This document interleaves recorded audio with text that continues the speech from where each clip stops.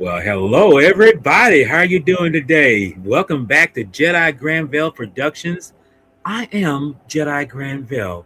In case you didn't know, I am black. So I just want to throw that out there for you. But thank you for joining me for today, and we're going to be having a good discussion here. And joining me on this quest for, you know, entertainment, I got with me to my left, is it left, right, whatever you want to, how you see it, Mr. Daniel Miller from Dan Filming. And how are you doing today, sir?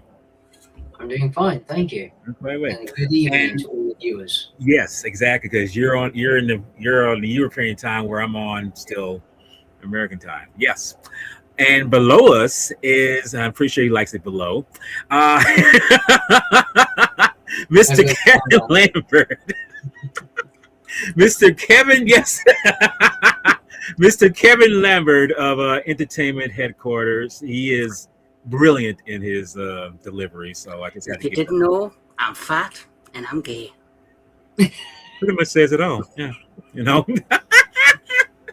Okay, well, hey, gentlemen, thank you for joining me on this quest for something different because we're going to be discussing a film that I feel that doesn't get the kudos as it deserves. I mean, this is a film that should be, but unfortunately, as I told Daniel, it got overshadowed by another picture. But the movie we're going to be talking about is 1981's Outland, which was directed by Mr. Peter Helms and written by Peter Helms, and starring Mr.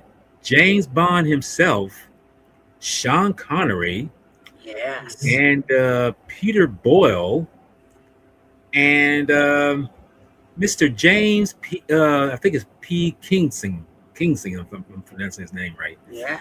But no, this film is a true, true kind of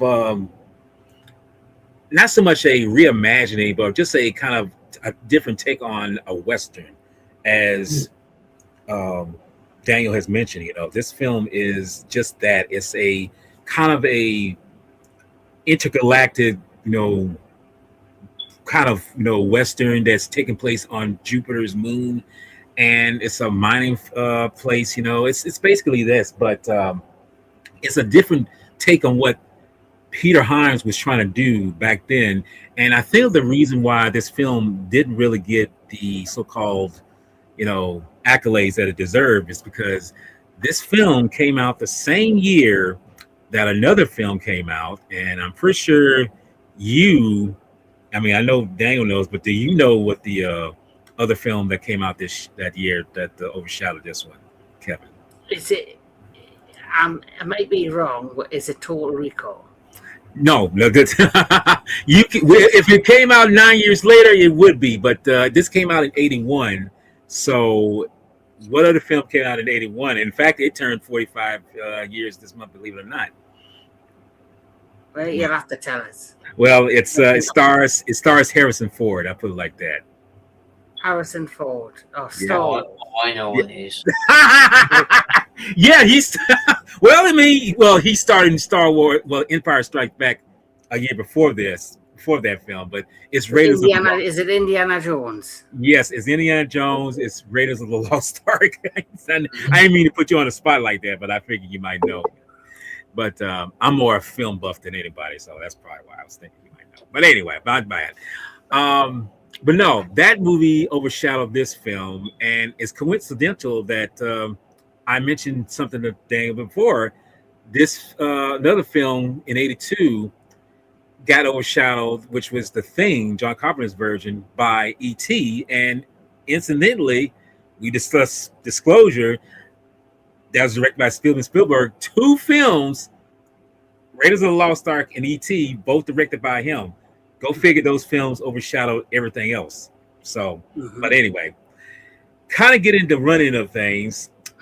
When was your first take on seeing this film? I'll start with Kevin. So I watched this film less than 10 minutes ago.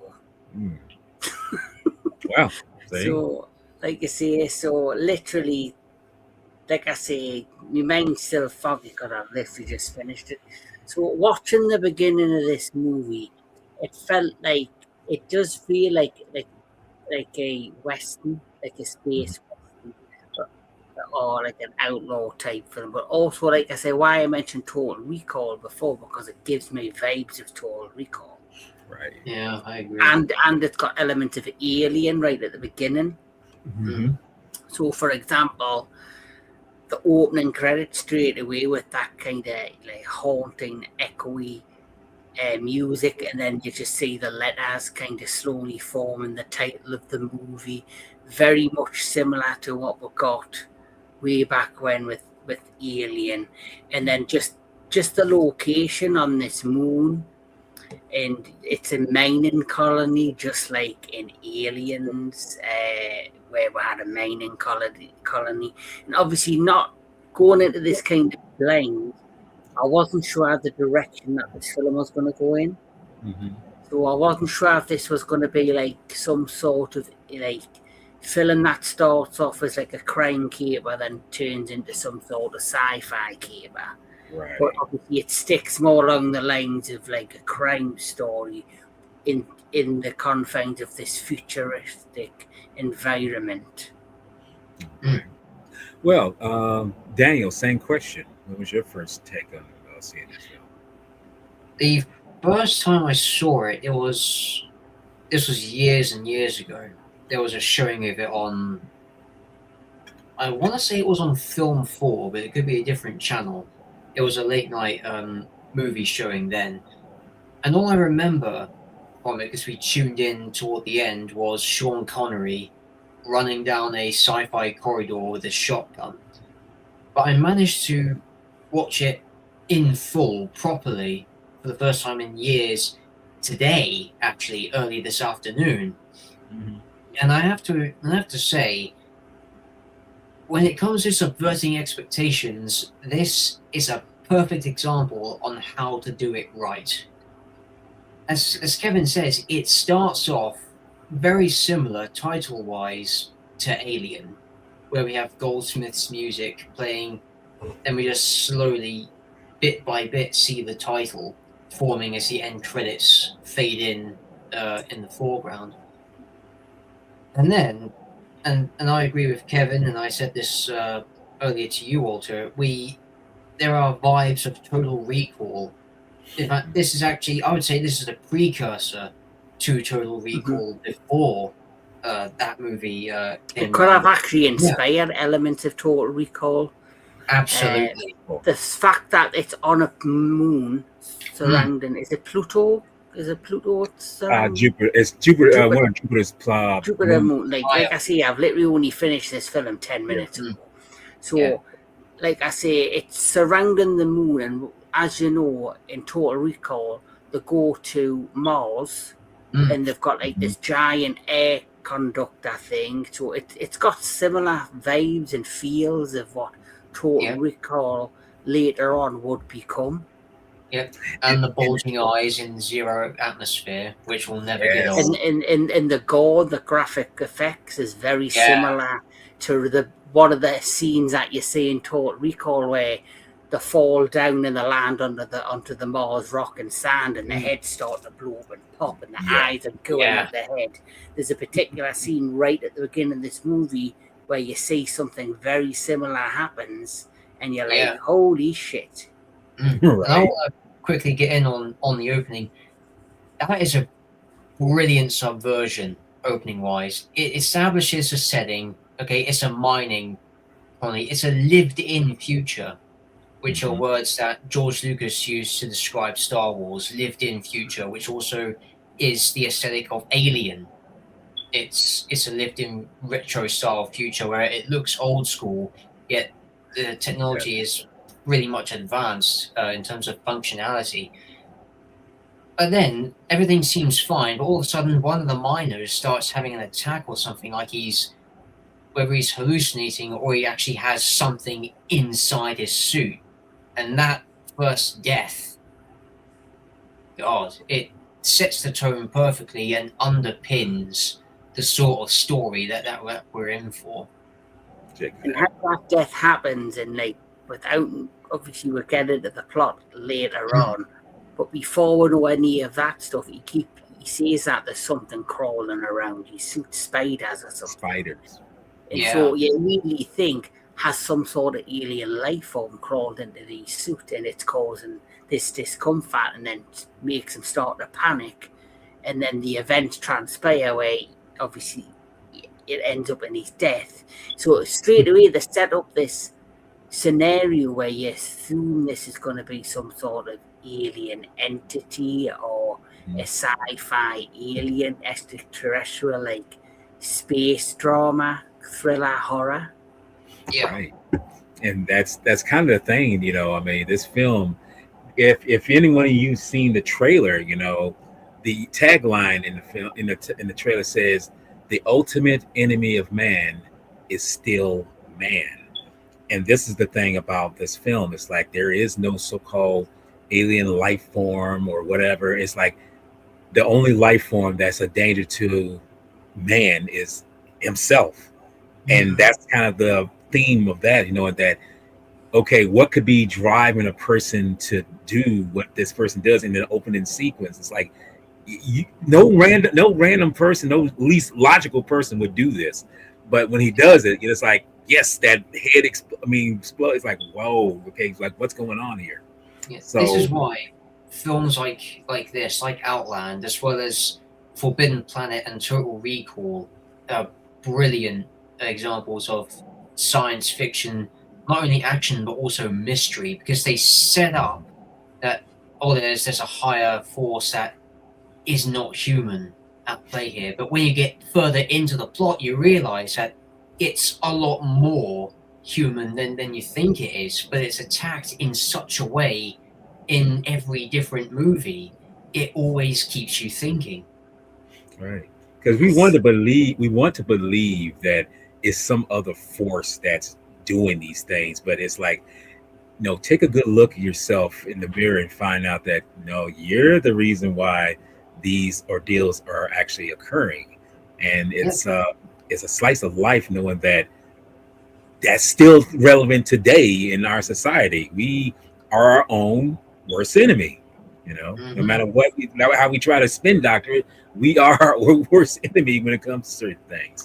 And if you look at Disclosure Day, which is recently just released, there's a similar plot line in that as well that talks about humans and how our insecurities could lead to our end. So, yeah. And that's the thing about this. But to kind of get it rolling here, like I say, Outland, like I say, released, believe it or not, released last month. 45 years. 45 years this film has been around. It's incredible. But it's a film that was directed by, like I said, Peter Hyams, and he wrote this screenplay. And it was interesting that I mentioned that Sean Connery was he's in this film. And the thing about it is, he was his first choice to play this part of Grant. I think it was not Grant, but played the part of Olsen, not Olsen. Make sure I'm saying no, O'Neill. I'm sorry, O'Neill. He was the first one he picked to play this part, but he, I think, because of scheduling problems or something like that, he had to go to some other, individual to play this part. But Hyams wanted Sean Connery so badly that he was willing to drop all kinds of things to say incorporate this man into this part. I mean, because I feel like at this time people knew Sean Connery mostly as, of course, 007, James Bond. But like Leonard Nimoy getting away from the role of Spock, he wanted to play roles that differentiate or define him more than just one-sided character. So when he was able to or available, he got the part and just fell into it. And thankfully he did do that, because I feel Connery's part in this movie is very well done in terms of what he delivers. And I don't know how you guys feel about it, but I feel that if someone else had played this part, like say Clint Eastwood, or maybe he died before this film got a chance, Steve McQueen, or even Paul Newman, could you see them playing that part of O'Neill in this picture? After seeing Sean Connery in the first instance in this role, I think he was the fit for this role, and it also speaks a lot to Connery's versatility as an actor, because we've seen him play James Bond, we've seen him play the lead character in Alfred Hitchcock's Marnie alongside Tippi Hedren. We've seen him play a police enforcer in The Untouchables. Yes. And now here he is in a sci-fi action crime drama setting. Seen him in Highlander. Nailing it. Yes, he was in Highlander. I think, obviously, the problem is when you play such a memorable character like James Bond, and he technically is the first James Bond, and my favourite Bond still is. It's hard to get away from that and to build a career as a respectable actor beyond being typecast as the same kind of roles all the time. Yeah. That's why Harrison Ford never really wanted to talk much about Star Wars, because he was like, I want to do other things beyond Han Solo or Indiana Jones. And he has in himself had such a remarkable career since those two franchises. And I think when it comes to Sean Connery, he was maybe in the same position where he didn't want to just jump onto another franchise. He wanted to be seen as a respectable actor who had the ability to do different ranges and different roles. And he was looking for an outlet to try that and do different things. And this particular film is a great, choice for him, because it shows him doing something beyond just being a detective. Yes, he technically is a detective, but it's a space drama thriller rather than being a cop on the streets or, something of that nature. So, and it's something different. Like you say, I haven't seen this film before. I've now watched it, and I generally can say I've enjoyed this. Didn't know how it was going to turn out, but I can understand the appeal of it and understand why it is so underrated for what it is. Right. And that's the thing about this. I mean, and I'm glad that we're discussing it, because, like I say, I've discussed other films partially past podcasts that don't get talked about because they are so, not so much low key, but just that these have some genuine, flavor to them.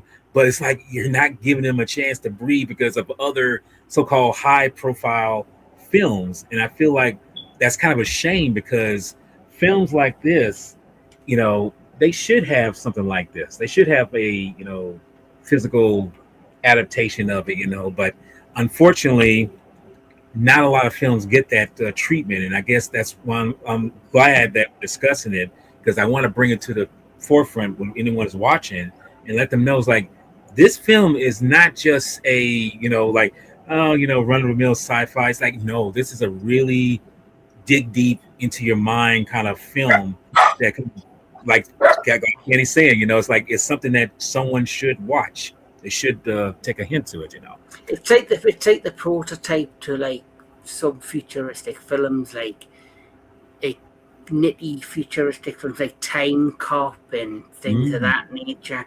I can see elements of that in this. Minority Report, some of the sequences in this. I can see this having a bit of an influence on that.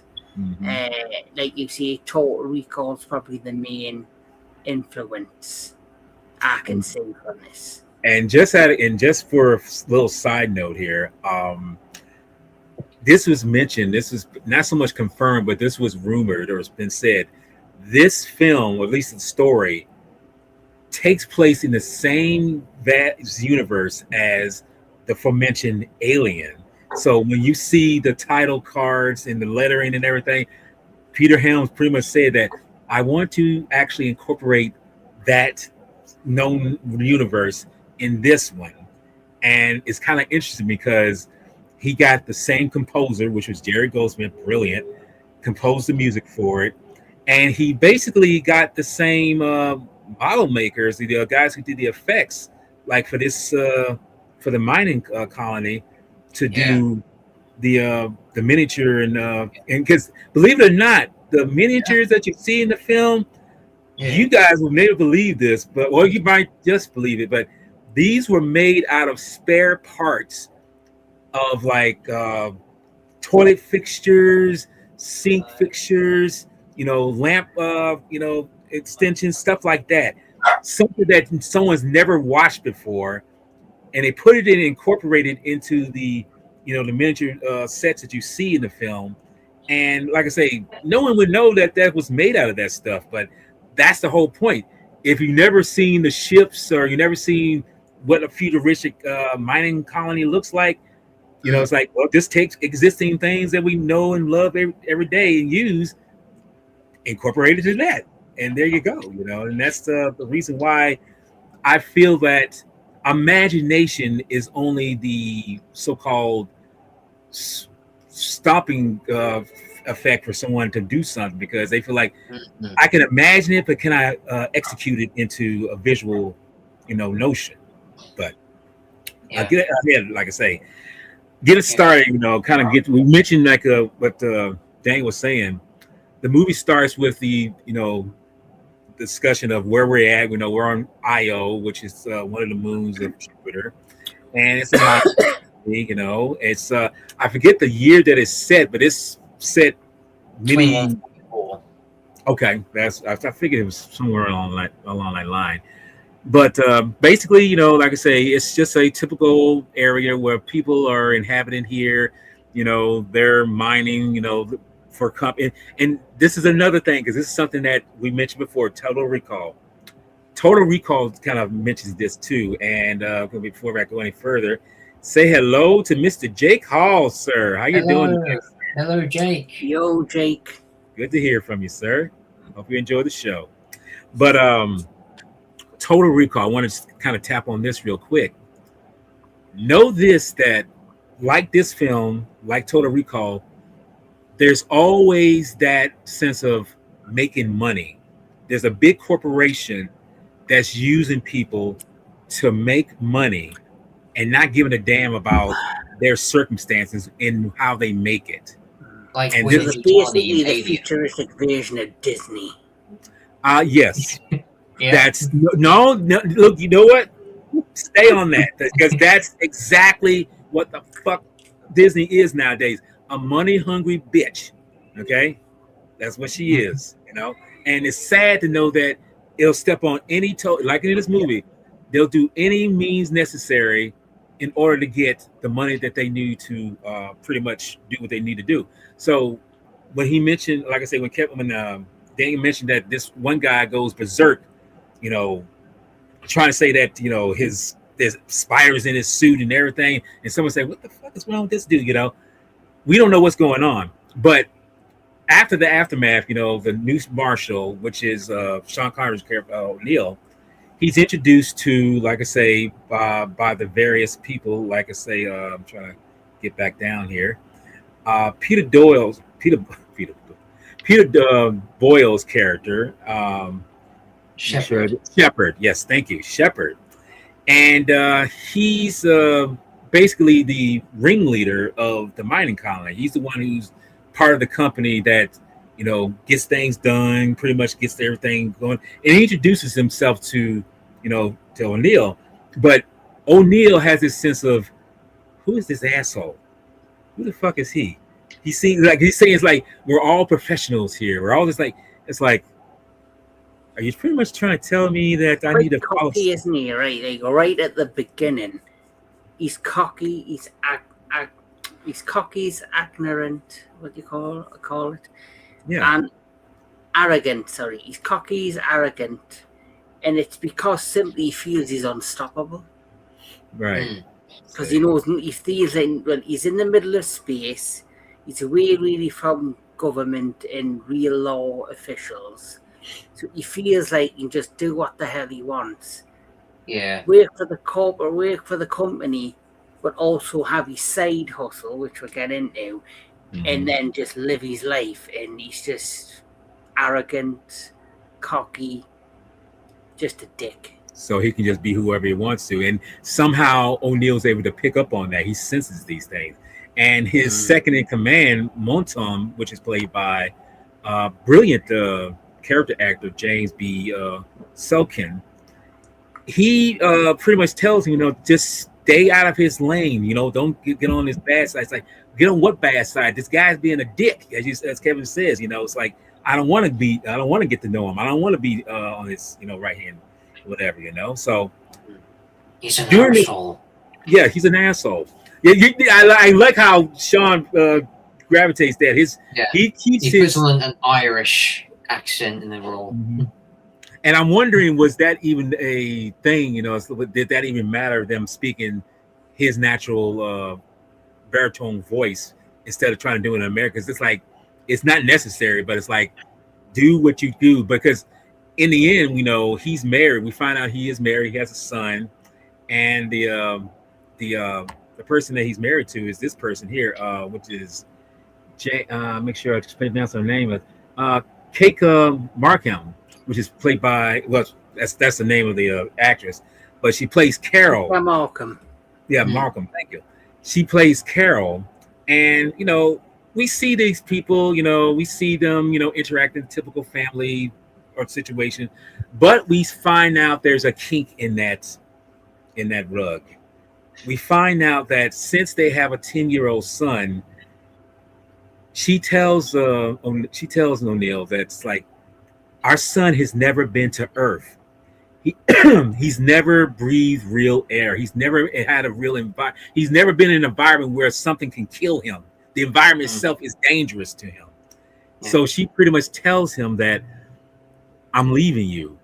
And this is kind of like kind of a stretch for him, because he's doing his job, policing the area. But who would think that he's having these kind of real world events? And it is kind of like letting the audience know that, yes, this is how it is in society we live today.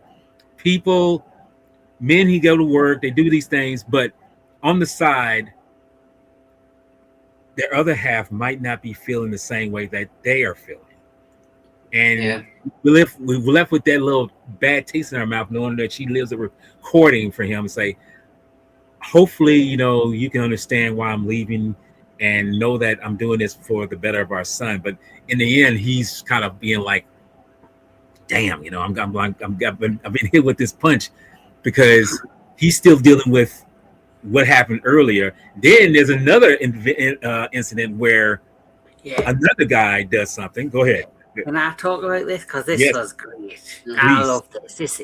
So, as I said at the beginning, the first incident you see is the guy who has this hallucination, and he believes, or what we assume is really happening at the time. And he had this, he was telling people there were spiders in his suit. And he started freaking out, and he basically opened the air compression unit on his suit. His head swelled up and it exploded in the suit, and then his body ended up floating into space. So that was one incident. Now that his wife has left him, he's now just going about his daily business, when suddenly on the platform there's another crewman, another miner by I think it was called Kane.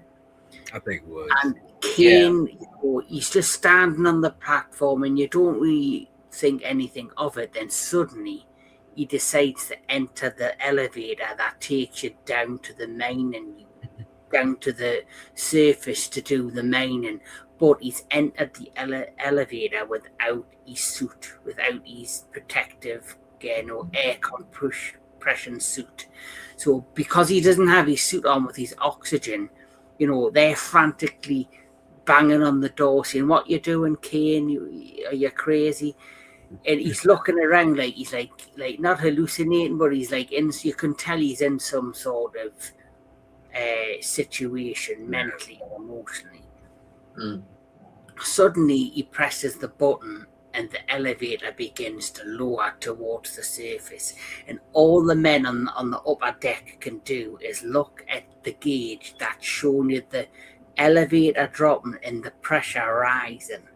As the elevator finally makes the bottom of where the miners are going to be waiting for him, the doors of the elevators open and all you see is his body just completely squashed and like torn inside out because of the compression.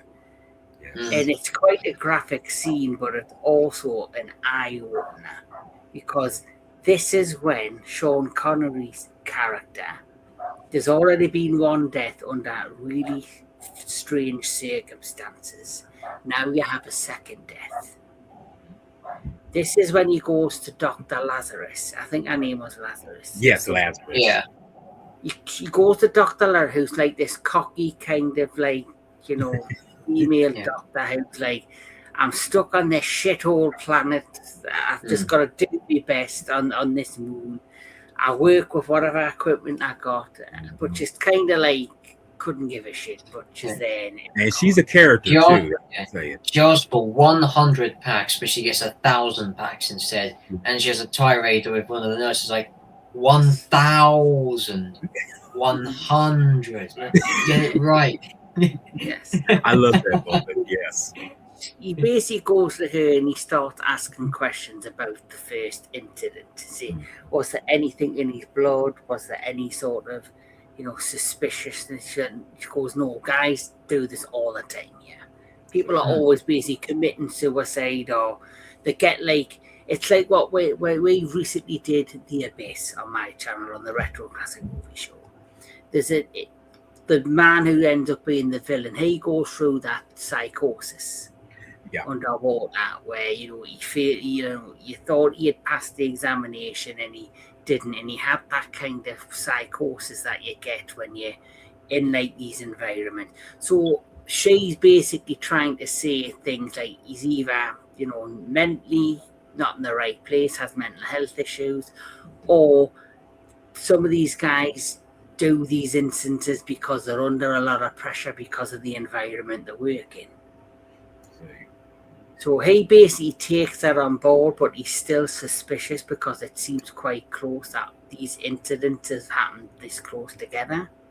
Right, because we got to remind ourselves that it's like that just seems like it's they say it's not murder, it's not a homicide, but it's like that just seems kind of off, right? I mean, why would someone off themselves? I mean, it's like you're in an environment that literally can kill you, basically all that, but what would drive you to do that, and this is where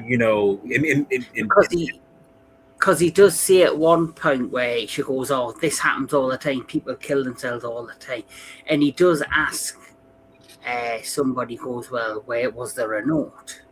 And she say, what you talking about? No, well, if he's committed suicide, did he leave a suicide note for his family? And they said no, he hasn't. So then he's like, well, it cannot be suicide. Right. There's more to it. And when he asks Dr. Lazarus, it's like, did you do an autopsy on the body? He's like, no. She pretty much says that the second they die, they get shipped out right away.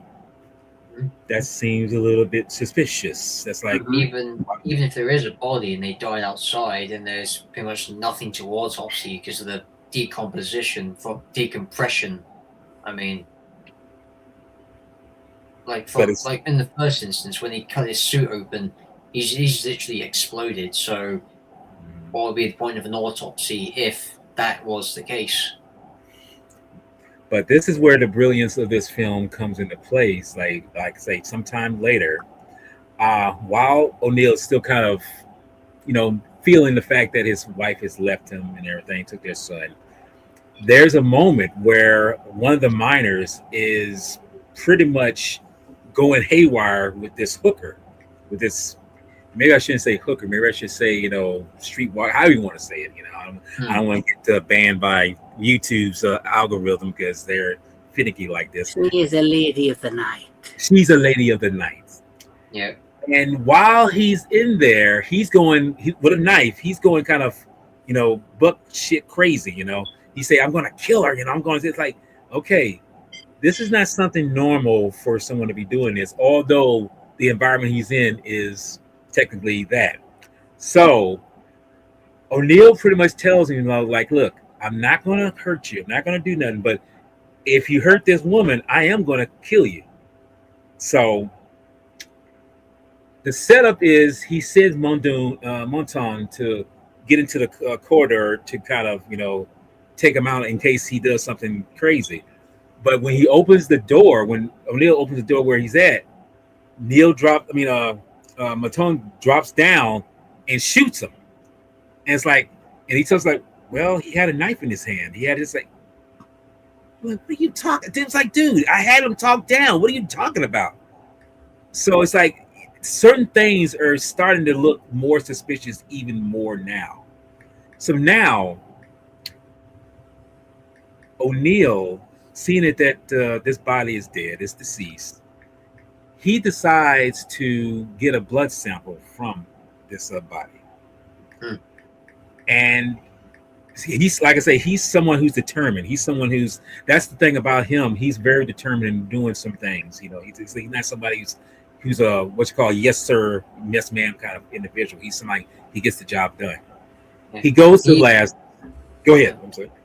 He even says that he's not trying to be a hero. He's not looking to make a name for himself. It's just like, he's basically looking. It's like something's not adding up. I'm not going to rest till I find out what it is. So he's the character who is committed to getting the job done, even if it means getting in way over his head in some instances. Right.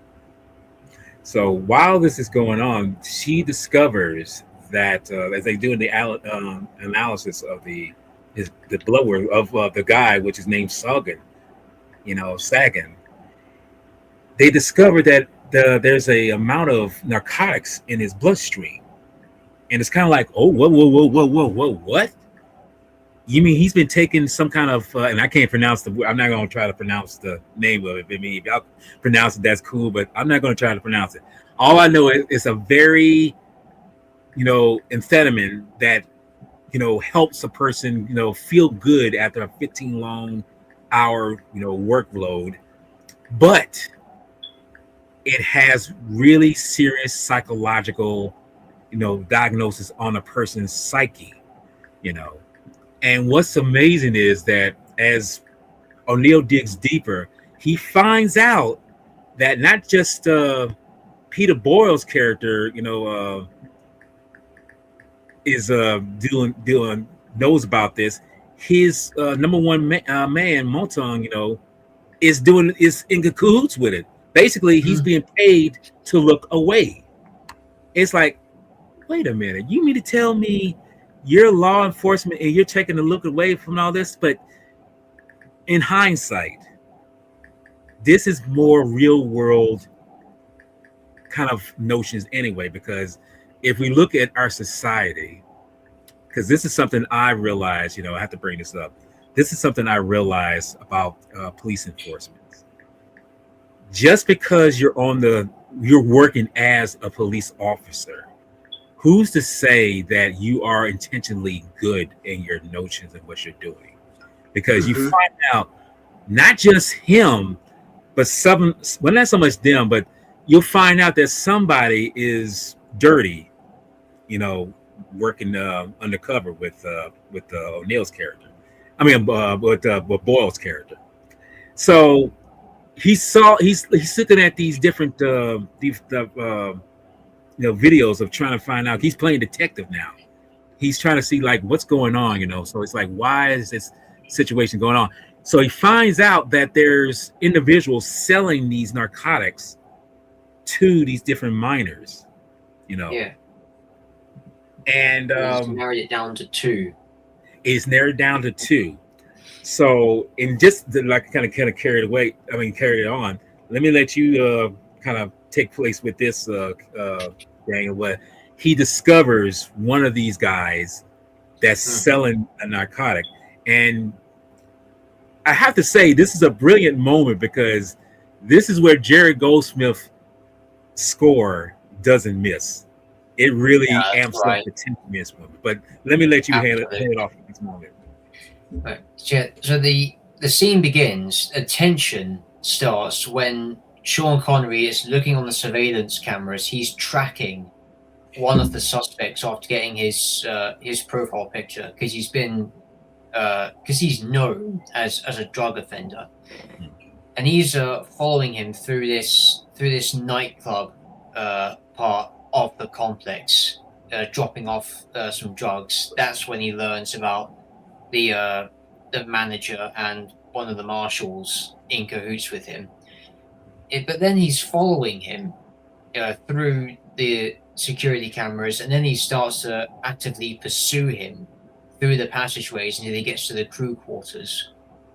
And just as he's about to grab him in the crew quarters, and Goldsmith's scores in this thing absolutely builds up with the tension on screen to ultimately crescendos into a really good fit music-wise for a chase sequence as the suspect flees through the sleeping quarters of the miners, and he's jumping from one stairwell onto the other.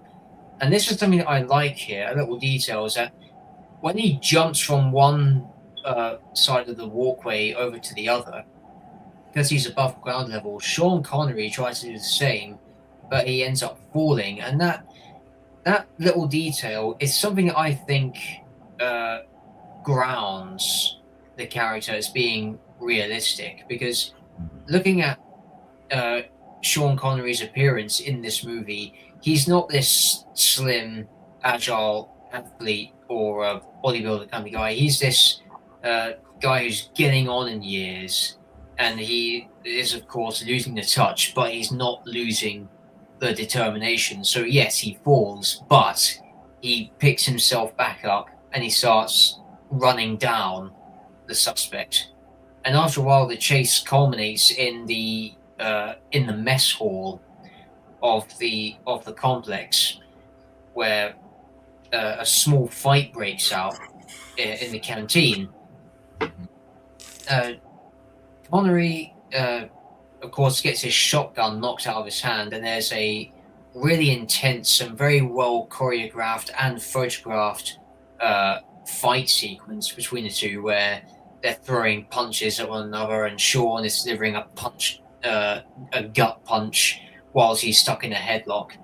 Then the suspects, after dropping the drugs in a boiling pot, Connery manages to fish it out despite burning his hand, and then gets nicked with a knife, for ultimately he smashes his head into like a meat mixer or something like that, before he picks up his shotgun and gets off 2 warning shots, and he says, think very carefully about what you do next. Because you can tell that at this point, O'Neill is not looking around. If he's gonna drop the guy, he will at the click of a finger.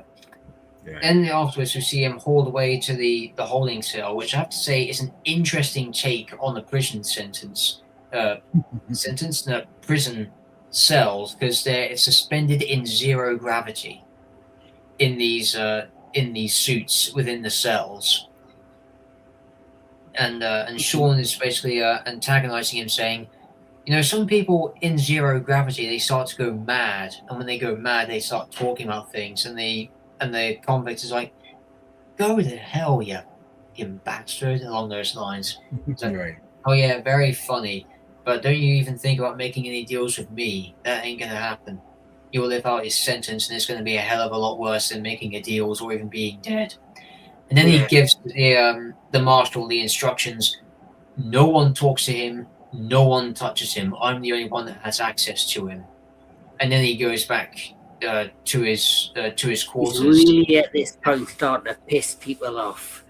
Oh yeah, yeah. Even the manager starts getting annoyed with him as he's playing an interactive golf game in his office. And he's like, "Okay, you're not dumb. You're fucking crazy. You think you can take this operation down? That's not happening." Well, at first he thought he was hustling him to get more money. He thought he was going to play along with him, and this was his way of like hustling them out. And at first I thought, you're a hustler like me, you're a scumbag like me, I like it. But then when he finally realizes he's serious, that he is trying to stop this operation, this drug operation, this is where things take a different turn. So I love this next bit where after he basically says, I'm going to stop you, and there's nothing you do about it when I stop you. When he does that, then he disappears. He goes back to the holding cell, and then I did not expect this, mate. There's this shot where the person he's got locked up in that prison, the airtight prison, puts the light on and goes, right, let's have a conversation. And next thing, his brains are just splattered all over the cell. And clearly someone's obviously done the similar situation what happened at the beginning of the film, where they've upped the pressure in the suit and it's made his brain explode, sorry. And then of course the next big shocker where he goes looking for like his deputy, and he's looking all over, and then he gets to the meat locker, he opens the meat locker, and boom, he falls forward, and he's basically being hanged in the meat locker with a metal chain, and he falls forward.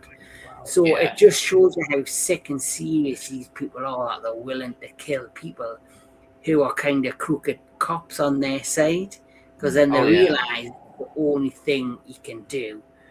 And now that Sean Connery's character is now seeing how serious this guy is and how bad he is, he then said, right, I've got to prepare because something bad's coming.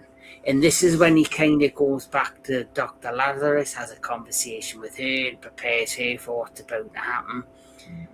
He then starts like doing something like, espionage, and he overhears him organising on the next shuttle, Hickman, are going to arrive to the moon low to take care of business.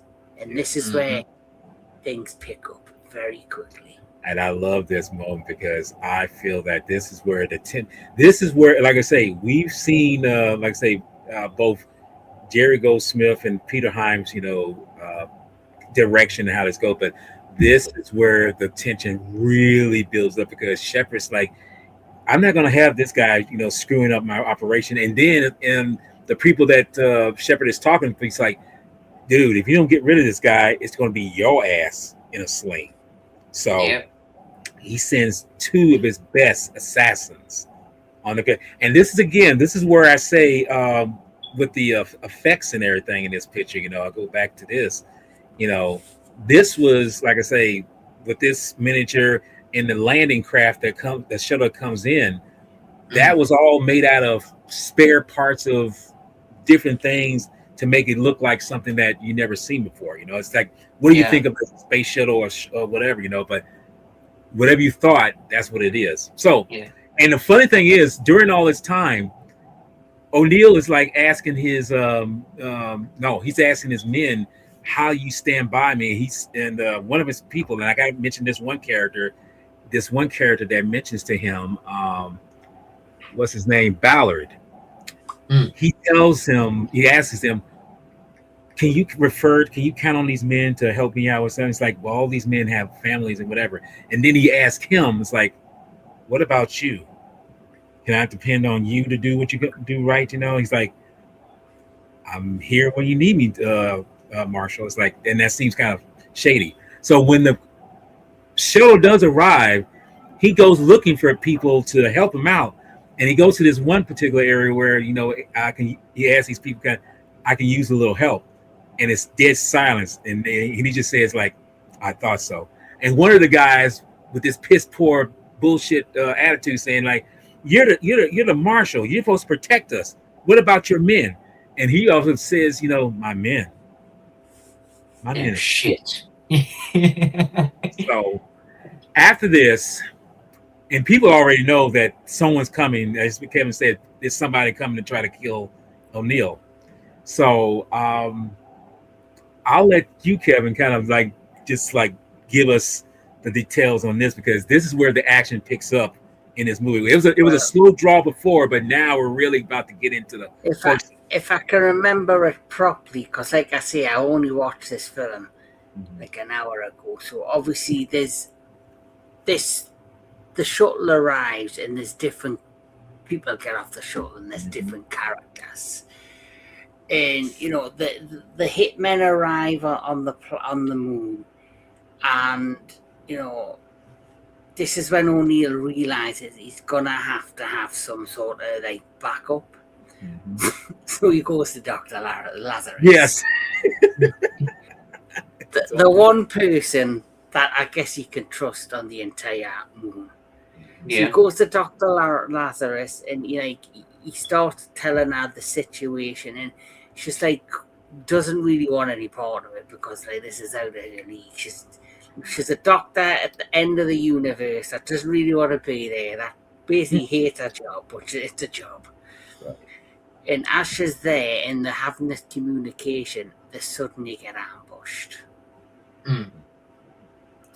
And the ambush that happens, like, it's just chaotic. Yes.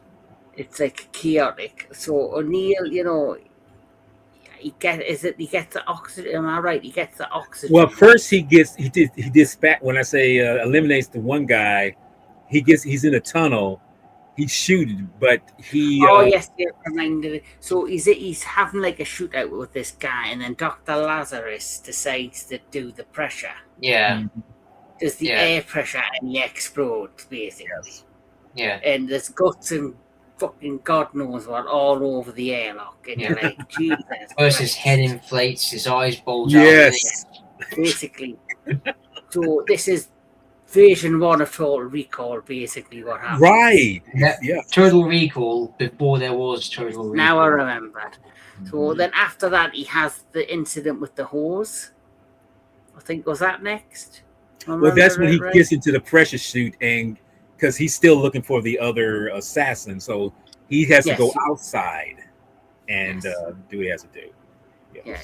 I'll let you carry on, Walter, because I say, me mind's a bit. But I do remember before all the chaos kicked off, he's trying to talk to Dr. Lazarus, and they're having this conversation. She's not really, doesn't really want to get involved. And then they get ambushed, and she has no option but to intervene. And she basically saves his life by the airlock and the pressure, and you just see the body blow up, and it goes pop. Yeah, pop.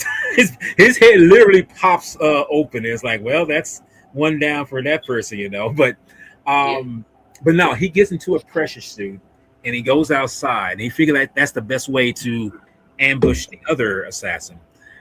And while he's outside, Lazarus goes back to the camera panel to see where he's at and everything. And upon this, the second in command that after Mondone was killed, Ballard, he's saying like, where's where's he at? Where's O'Neill's at? It's like he's outside, he's doing this and everything. So during this time, he's outside, and the other assassin, he's in the greenhouse of the mining colony. This is where it builds up to help build, air and whatever, circulate to the mining colony. So he picks up one of these panels while he's outside, and I love this moment when this happens, when he does this. He picks up that panel because the guy has a scope on his gun. Yeah. So he drops it, and then he drops the damn thing, and I guess the guy's not that smart. He shoot because he thinks like, well, maybe that's a body, so I'm gonna shoot it. Yeah, it's because the scope has that tracking number on both sides of it to lock onto a target, and he thinks that he's locked on to O'Neill, who he thinks is trying to slide down the thing. And isn't interesting because you bring up Total Recall. This is another moment that actually reflects or foreshadows Total Recall later on in the movie, where they shoot the glass and it depressurizes at that moment. It's like it doesn't do like in Total Recall. In Total Recall, it just like busts out, it goes out. This here slowly breaks and then sucks the guy into outer space, into the atmosphere. Yeah. And when you see that dude he's screaming, he hollering, and when you see him, when his body leaves the area, notice that his body is yes, it's like disintegrates. It's like, wow. Okay. Yeah. It's like, you're gone, baby. For You're done. 1981, man, the effects were brilliant in this. Oh yeah, absolutely. Oh, yeah. True. Like you mentioned before, it was a few years before Total Recall, and you can see the work and effort. Like you've showed a few times, like the miniature sets that were shown, but it's not just the miniature sets; it's the practical effects. Like the scene where you see the heads explode, in the work that would have went into them scenes to capture them. Like obviously, if you look back and say like Alien, Sigourney Weaver had the script, had the story. She knew what was going to happen. She knew that the chest burster was going to come out of the chest, but she didn't know how they were going to create the effect. So that scene where they're around the table and John Hurst starts convulsing and it bursts out. They knew it was going to happen, but they didn't know. So when it actually happened and it burst physically out of his chest, and we obviously know now it's done like through puppetry and his head was under the table and all that. But because the actors themselves didn't know how they were going to pull it off, when it actually happened, when you see the fright and the look on their faces, it's their genuine surprise and shock of terror. They were that's their genuine, real reaction of what was going on, and it's all down to the original practical effects. See, this is why you can't get these kind of effect or these kind of emotions or responses through virtual, effects, because yes, they're good to express something what you're watching later on, but on set effects are still viable. There's still something that is tangible to get the reactions that you're seeing, because otherwise, how else you're going to get the response that you see from the people's reaction? Because I mentioned in my review for Disclosure Day, there are scenes of, you could somewhat tell there's CG in the film, but I see how Spielberg leaned more on practical effects and practical ingenuity. And when I did my review, I didn't really give I didn't really give any negatives. To me, my only critique was the John Williams score. Right. But now that I think about it, if I had to give it any negatives, I would say the CGI, some of it you can tell is quite weak. Yes, you can. Especially like without spoilers, there's certain sequences with animals, and you can tell that animals are CGI. But that's probably me only that's probably one or two weaknesses of Disclosure Day. Right. And it's because modern Hollywood's that used to seeing rain, to save time will just CGI the hell out of the film instead of because if you think about years ago when a film came out, they would say announce that a film was going in production in say 1998. It might not come out till 2000, 2 years later, because it took that long for editing and the effect work. Where now, if you announce a film is coming out in 2007, it'll have started, say, production like the December the year before and then finish in March of that year, and then they don't really give them much time. And it's been proven that's the fact, because a lot of the Marvel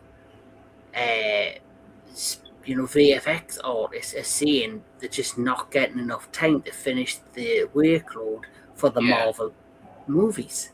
Yeah. But if you look at the trailer for No Way Home, you can tell that the CGI just didn't look polished. Even when you look at the theatrical release of the film, you can tell that yes, it is improved from the trailer, but most of it still feels unrendered, because as you said, Kevin, they've been rushed.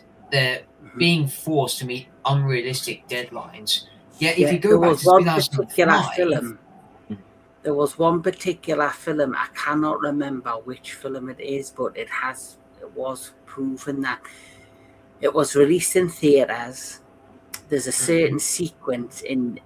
People complained about the CGI, and even the director said the CGI wasn't completed for theatrical release, but it'll get completed for home streaming release.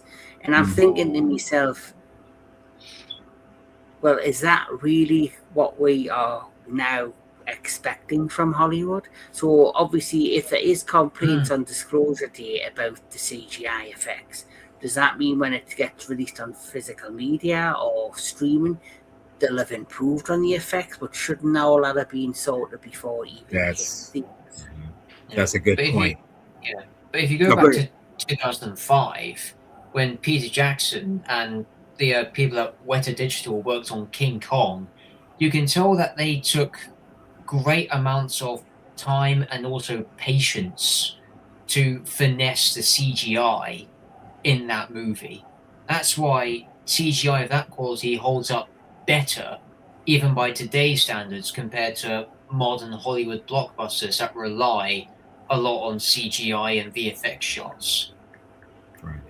See, I think they had a more grasp of like what is the balance between the tangible aspects of effects to, virtual effects on the computer. It's like that's why I say back here in '81, they didn't have that luxury. All they had was the practicality they had and knew of that time, and it was nothing wrong with in incorporating something new. There's nothing wrong with that. I mean, in fact, I know this for a fact that even before he died, legendary special effects artist E.G. Subaraya said that if there was something else to use in order to make effects that seem, that can be incorporated to give a better, I mean, not so much a better effect, but more imaginable effect to kind of broaden your horizons, he would have used it, but he would have incorporated it into what he knew then.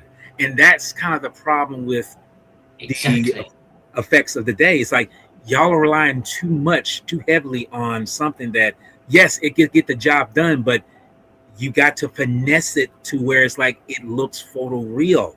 And I mean, like I said, I'm like Kevin said, there are scenes in Disclosure that I can honestly say, not just with the animals, there's some shots there like that seems a little not too rendered well, and I realize it's all about time and effort, and this is why try to do some things as practical as possible. But then again, it's like if you can do it with CG, and I'm not scroning CG, I'm just saying Hollywood, try to do a better job by rendering it better instead of letting someone force you into something that is going to make you seem like, oh man, I mean, we could get it done, but we got to have more time. I mean, I take a really good example, Gravity.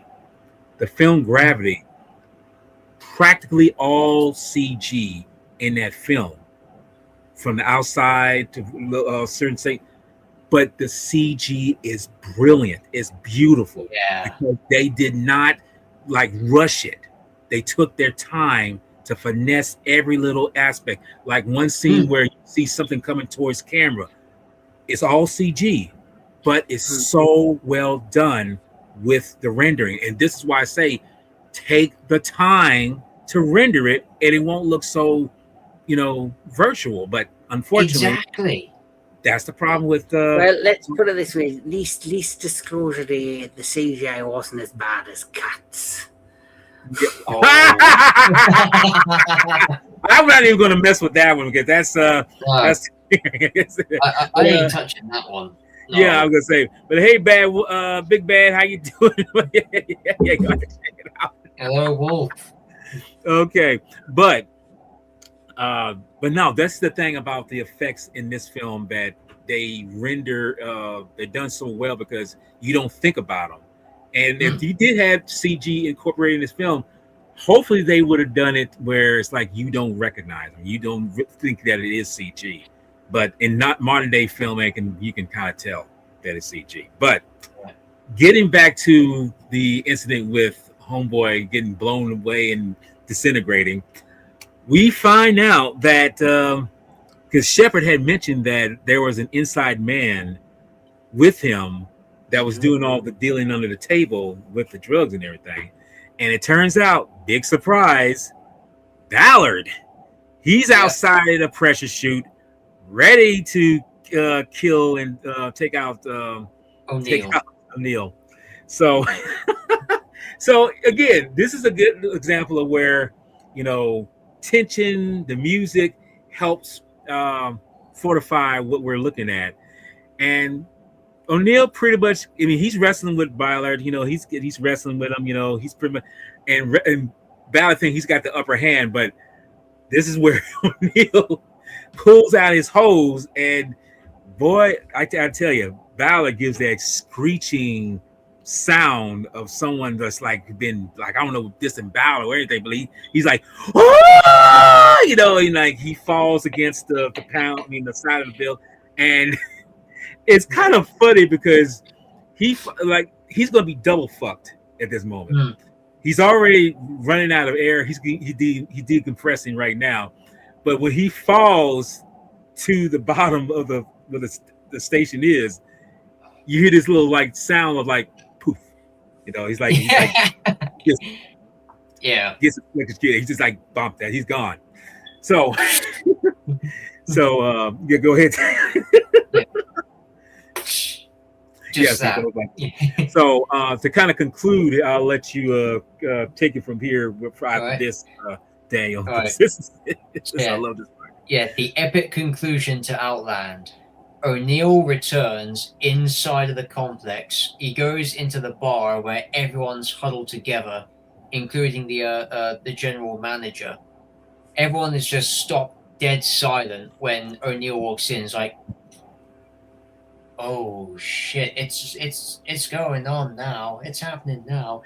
Then O'Neill stumbles over, because keep in mind, he's been shot in the arm.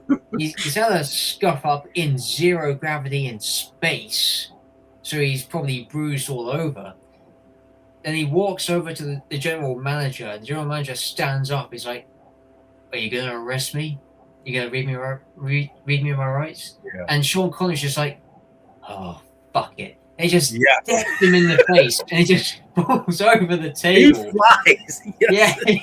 Yeah, he flies over that table, breaking it in the process. If you just look at the glass top, it just shatters.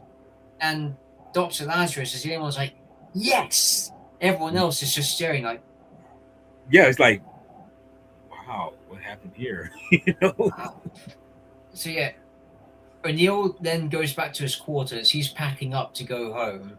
And Dr. Lazarus comes in and thanks him for helping out, getting rid of the drugs, solving the crimes, and she's like, I'm gonna get out of here myself. I don't want to be around when the shit hits the fan in this place. Besides, it's about time something good happened here for once. I haven't seen everyone so excited. It's kind of because he's like not taking any shit, and he is genuinely a good man that's trying to correct the wrong. It's given her a little bit of a boost and a bit of like hope. Because she's stuck in this shithole. She works with pricks. Yes. She says one thing earlier on the film. She goes, I look after these scumbags and I deal with prostitutes and their sexual transmitted diseases. That's basically her life's work on that move. Looking at that dickheads and healing up prostitutes. Yeah. Make sure they're not carrying anything infectious or whatnot. Yeah, because like I say, in that environment, anything can be caught. You're among other human beings, so who knows what could be transmitted. But but like you say, the film ends on a positive note because O'Neill writes to his wife, to Carol, tell him, and I love how you just see the text being, written across the screen, showing the background of the moon. And Jerry Goldsmith's beautiful music, showing that he's done his job. Like I say, he's not a hero, but he did the right thing. Yeah. And it concludes with that note. It's like, hey, even though, yeah, he might be a troublemaker because he's someone who doesn't take shit. He's somebody who's, gonna stir the pot. Yeah. He stood his ground, and I feel that's one of the things about, because, like I say, this is a typical sci-fi western, and like any western or just in general film that deals with police enforcement. Yeah. Go Like, ahead. here's a question for you. Mhm. You know how we said earlier how Sean Connery was looking for roles outside of James Bond, and Right. but even though he's looking for roles outside of James Bond, he also has tried to be in other franchises. Like, he could have been Gandalf, but he turned it down because he didn't understand the material. He tried the League of Extraordinary Gentlemen. He tried to make that a franchise, but when that bombed, he was like, "Fuck this! I'm retiring from acting." That was his last major acting role. I generally feel if this had done better at the box office, this could have potentially been a franchise. And the reason I say that is because there's a scene early in the film where, the guy who's like the head of the drug ring on Yeah. he actually says, "I'm one of many, many." He goes, "I'm a franchise. There's one of me on every moon." We could have done a franchise of films where he went to all the different moons and went through different crime capers to stop the different crime syndicates and the different wrongdoings of each moon and cleared up basically the sector. They could have at least done a trilogy of movies with this character, because now that he's like, fuck it, he could have went around and be like some sort of vigilante. Maybe. And I guess if in knowing that it involves his family, it's like that can be incorporated into the source. Like, is your main focus in trying to clean up the town or dealing with family affairs? The And that sequel could have been where on Law he's cleaned Law up, they brought in the right people to run it, and it's now fully running properly. The sequel could have started off directly where this one ended, where he's wrote this letter, he had a reply on his wife, so he's decided, you know what, I'm gonna go to Earth and visit my family. But on his way to Earth, he has to do a drop off, to transfer to another flight to make it to Earth. But when he gets to this other planet or other moon or space station, you discover there's something going on there, like a crime, or there's been a kidnapping, and because he isn't law enforcement, he makes the choice before he goes to visit his wife to stop this incident happening. Mm-hmm. And that could have been the second one. And then the third one of the trilogy could have took place on Earth, a futuristic Earth, where he actually meets the leader of this syndicate that was sending the drugs up to space. And he decides, I'm going to kick the shit out of this arsehole and turn people into, these mining drug addicts and end the syndicate back on Earth. Yeah. I can actually see that. I mean, it's like, because you never really know. And see, this is at a time in the 80s where sequels were actually becoming a thing, but hadn't been reinforced yet. So it's like, yeah, I can actually see that. That's not a bad idea. But as you mentioned, Sean Connery was looking to stretch his wings more than just being in the shadow of Bond. But like anything else, that's now how it turned out, because as we find out, 2 years later, he would do another Bond film for the last time, and it wasn't under the other label of the people who are over it, But, I mean, trying to regain some kind of clout. But in the end, though, I feel that his best work, or at least what he's brought to the table, is what he is, just be him, Don't try to live in that shit, try to do something else than Bond, because Harrison Ford has tried to do, which he has, not living in the shadow of Indiana Jones and Han Solo. He made the character his own and played it straightforward. He didn't try to make it pseudo Bond in space or whatever. He just attacked it as a grounded, realistic person in hyper realistic setting. Right. Say, and that's what you want for a film like this, because, like I say, it tugs up all the different elements of what we as individuals see in everyday life, which is, like I say, huge corporations that use their employees to the degree, work them to the point where, like, hey, as long as it's making us money, that's okay. And showing law enforcement can be corrupt, can be crooked, but you don't know who's on the right side of the law or not. All these elements are just in the backing of. It's like I say, it's an old tale. It's putting a different backing into a sci-fi element, and to me, it works. It just works like that. I have to say.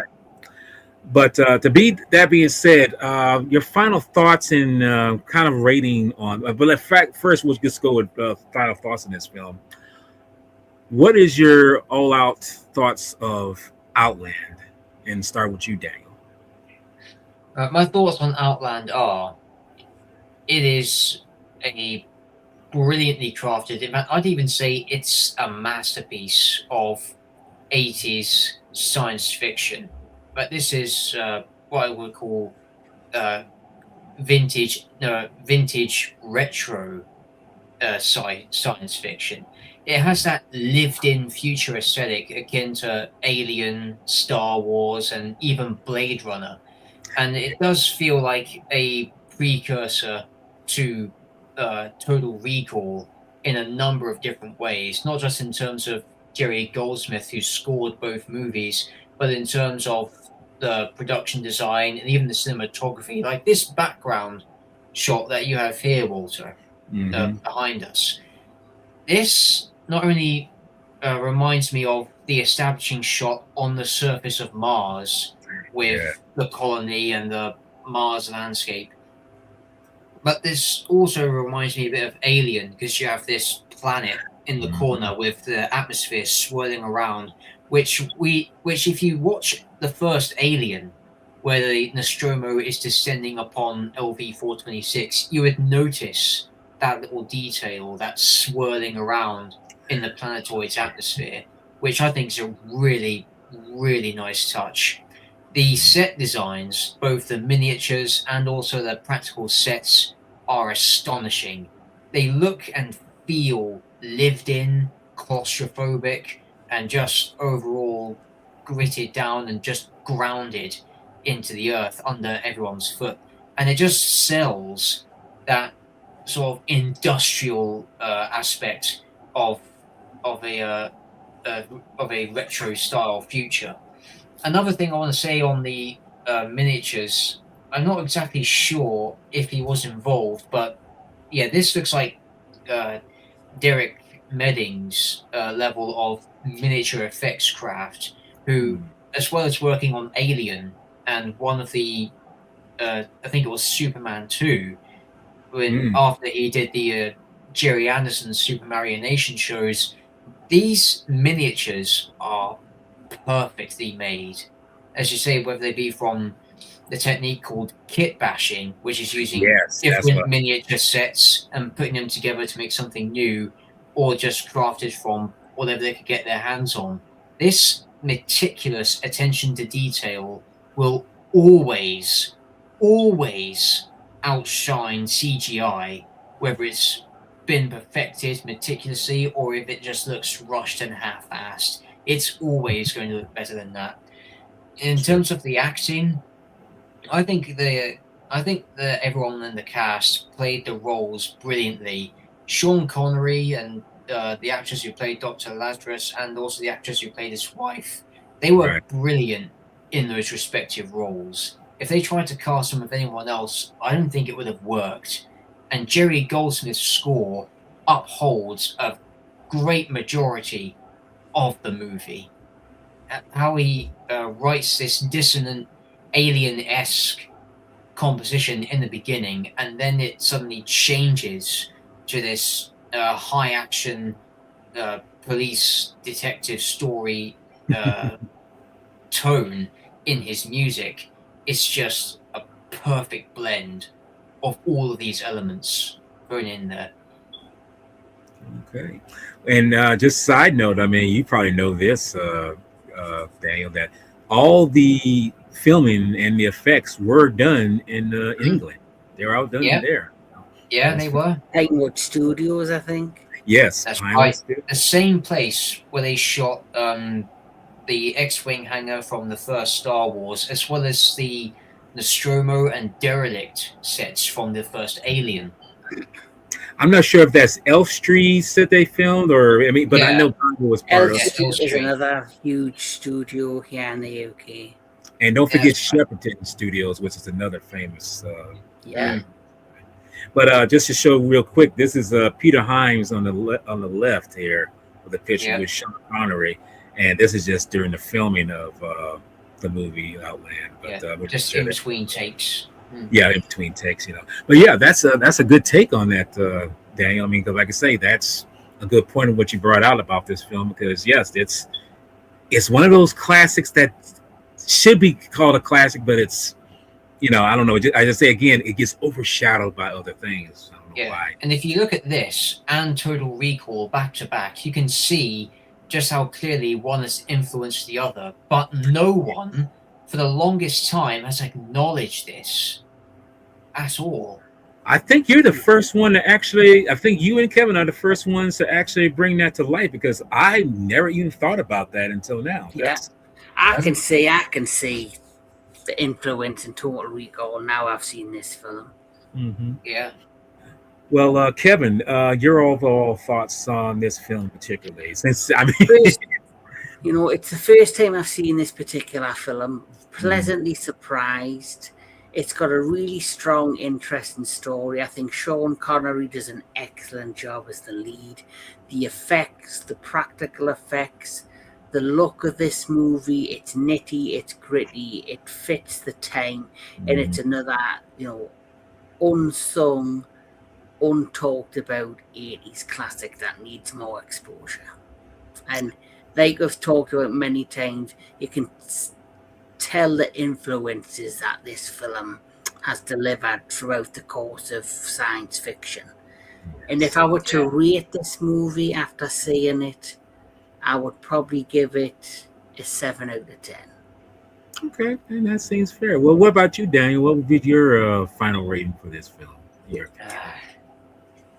Now, if I were on the fence, I'd be either between an 8 or an 8.5. But if I'm dead certain, which about this movie I am, I gotta give it a 9.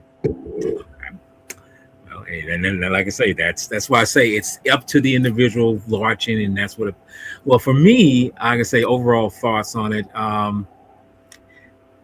It's a piece of shit. It's a piece of shit. It's garbage. It's just amazing. No, I'm not. I'm Cats. It's worse than Cats. Yes. No, I'm kidding. No. The film here is, to me, is one of those films that I wish got better buzz. It's kind of like, as I mentioned before, like John Carpenter's thing. I wish it got better, run when it first was released, but unfortunately it got dumped by critics. It got overshadowed by other films. But as time progressed, it would build up a fan base, and it is what it is now. And I feel like Another thing I will say though, what you often find is you'll get two similar films, or two storytellers have come up with a similar film, and one studio will have done it their way, another studio will do it their way, and they'll get similar release times and dates, and one will always do better than the other, or one will always be overshadowed. And like you say, it's just unfortunate, because ever since the 1970s, when obviously Steven Spielberg did Jaws, and it basically made him the box office master at the time, anything that came up against him is probably was going to get wiped out. And it's just unfortunate that happened, but it also goes to the studio itself and how they pushed and promoted their own movie. And it's always about advertising, it always goes back to that. So it's like you never know what's going to be projected, and you don't know what's going to be, because see, I've heard many times from different, co-stars or producers or whatever, and say they know this is going to be a blockbuster. They know this is going to be a hit. That is such a bunch of bollocks. They don't know what's going to be projected. Because I've watched tons of pictures before, and some of them turn out to be total shit. And they say like this is going to be a hit, but then there's some movies that turn out to be great hits, and they say it's like, well, I'm not sure, but I'm doing something that I feel is a genuine good story, and I hopefully that people who go watch it will, be confined to their seats. I do have two more things I want to mention, if I can. Mhm. First and foremost, this film, despite it not getting what it deserved, it was nominated for an Academy Award for Best Sound. It was nominated for a number of other awards for its effects, support, and cast. Now, this part, very interesting. Scientific accuracy. Yes. So, listen to this. In 2023, Ryan Oglenow, I think I said his name right, a planetary scientist proposing a low exploration, so there is an actual moon called Low. So he proposed a low exploration mission for ASTA New Frontiers program, noted that the activity depicted and occurring on the surface of Low in Outland is unrealistic, since the moon's orbit within Jupiter's mega atmosphere is meant to subject to intense ioning radiation that would be fatal to humans within hours. The film also does not depict the intense volcanic and seismic activity of Lo's surface, discovered by Voyager 1 several years prior to its production. So basically what they're saying is maybe that could be a reason the film didn't do as well as the hope, because some information had come forward through this satellite and it wasn't depicted properly in the movie. Right. And they don't know if a lot of like the scientific community kind of just blacklisted the movie because this new information that had came out 2 years prior to the film being made wasn't taken into consideration. But at the same time, if you look at Jurassic Park, there was a lot of information that we did not know about dinosaurs that we know now back then. So Jurassic Park is taken for what it was known as at the time in the 1990s and 80s. Yeah. And I feel like with that picture, like Spielberg was trying to be as accurate, at least in terms of how these animals actually walked, how they actually sound, because we know that we don't know what they really sound. We just take artistic licensing in how they depict the sound and everything. But yes, I mean, the one thing you can say honestly is like, did they drag their tails behind them? It's like, turns out they never did, because they never found evidence of that they ever did that. So it's like all these things, and there's still some inaccuracies of that film, but what they had then, they played on, and thankfully, people will dive deep into the accuracy of saying what did these animals actually do and what they actually sound like. So it's like it's touch and go with those things, And I guess with Outland it's the same thing. I mean, there's some definite inaccuracies to it, but if someone was to, and I'll ask this question real quick. If they were to remake this film, which I know Hollywood tends to do things like that, if they remade this film, would they take the time to put the actual accurate way of how Io is portrayed and whatever? I mean, would you think they would do that, in your opinion? I think they would just cut a lot of corners. I think this is the kind of film, like you say, we've seen what happened with the remake of Total Recall. That was a load of bullshit. Yeah. The remake of The Thing, Mars. that was literally garbage, the 2011 one.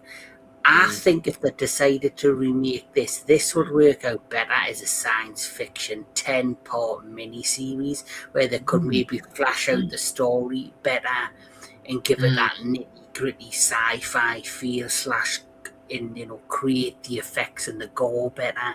And like you say, I mentioned earlier, could this have been another starter for a franchise for Sean Connery? So if they'd remade this into a mini-series, a 10-part mini-series, they could have then went forward and did a number of seasons in the way that I mentioned a trilogy could have been formed. You never know, because I mean, like, but as you say, we'll never really know. I mean, because it depends on how well the film does and how people's notion of the film really goes. Because, like I say, it was an original idea, but it was just taking some notion that it's been done before, just gave it something of a different environment.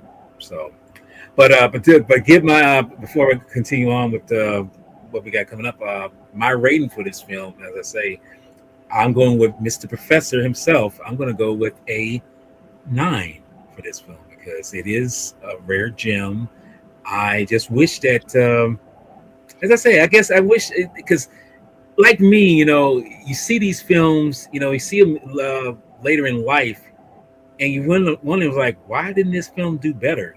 But in the end, everyone's taste at the time, and then we have to remind ourselves it was a different time. It was the 80s.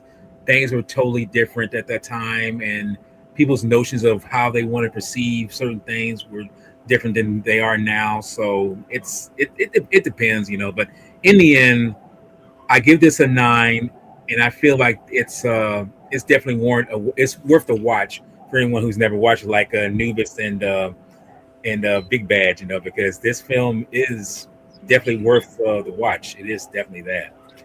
But that being said,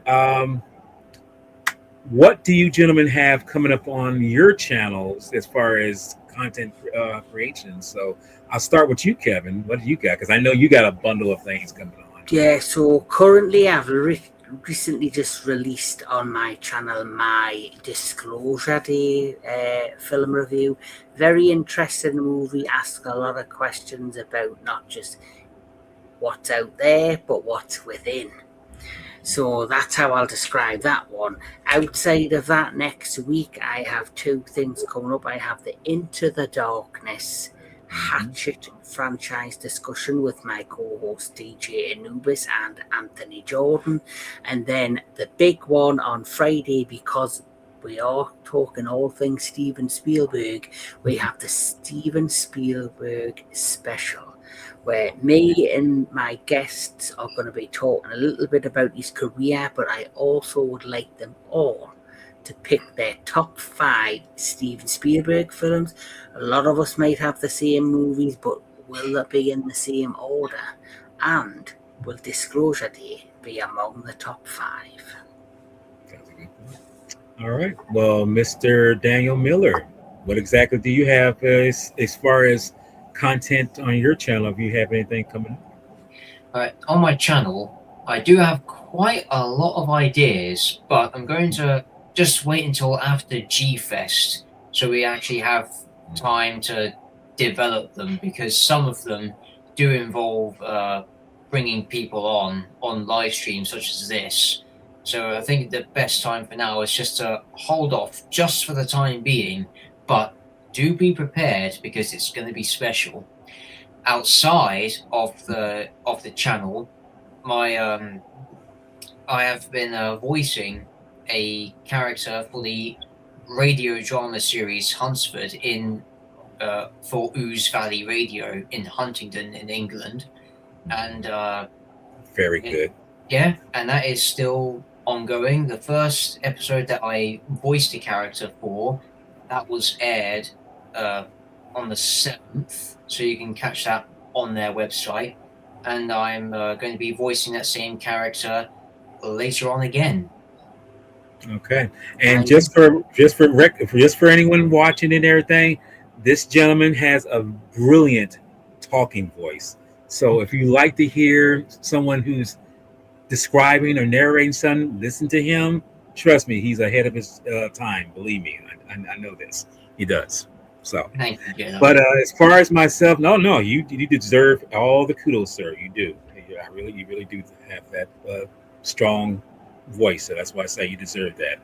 But as for myself, I have something coming up tomorrow, actually, we're going to be talking about, and it's another 80s kind of low budget, low on a kind of sci-fi film called Runaway, which is a Michael Crichton directed film, and it stars Tom Selleck and Gene Simmons, who was, if anyone knows, he's the lead singer of Kiss, and this is, I think, his first acting gig. But anyway, and as for mentioned by Kevin, I'm going to be joining him this coming Friday, talking about the Steven Spielberg special, where yes, he's such an influential director. What will we talk about, and what top 5 films will I pick? I mean, that's gonna be a hard sell to pick, because I don't even know if I can pick 5 of them. It's just so hard to do that. And also, I will say this to kind of give it a foreshadowing. On my birthday, I have something special in the works, but I'm not going to say what it is. And it's called a special Jedi Granville presentation. And yes, I mean, right about the Spielberg, yes, exactly. But I won't mention that until we get there. Until when you see it, you'll see what it's all about. But anyway, gentlemen, thank you for joining me on this little outing, Outland, and hopefully, from the film, even though it's like, say, first time watching it, whatever, it's like you got the benefit of knowing that this film is a very unique film, and not was. Oh, okay. Well, okay. Well, they reinforce that, because it is. He does have a very good voice, Yes, and I have to say that too, because I've actually told told his mom, it's like he's not getting the kudos that he deserves, and I'll stick that to the day I die with saying that. But no, again, thank you, gentlemen, for bringing on this particular podcast. Thank you, everyone who's been watching and learning something new about this film, because it's a good watch. I mean, it's one of those rare treasures that deserves to be, have a first look at it. If you don't like it, at least you get a chance to check it out. But in the end, it's a vital piece of cinema that hopefully never gets lost, because it is one of those gems that needs to be preserved, like I say. But as I always say in closing, I always say this on my channel. It's one of those catchphrases that I just made up on the fly, and somehow just stuck with me, and that's just part of who I am. Sexual chocolate. But anyway, yeah, exactly, because it don't crack. But to everyone watching, y'all please take care. Y'all please be patient. And since we're not talking about kaijus, I will say, since we're talking about films, keep the film legacy alive. All right? Yeah. Yep. Always a pleasure.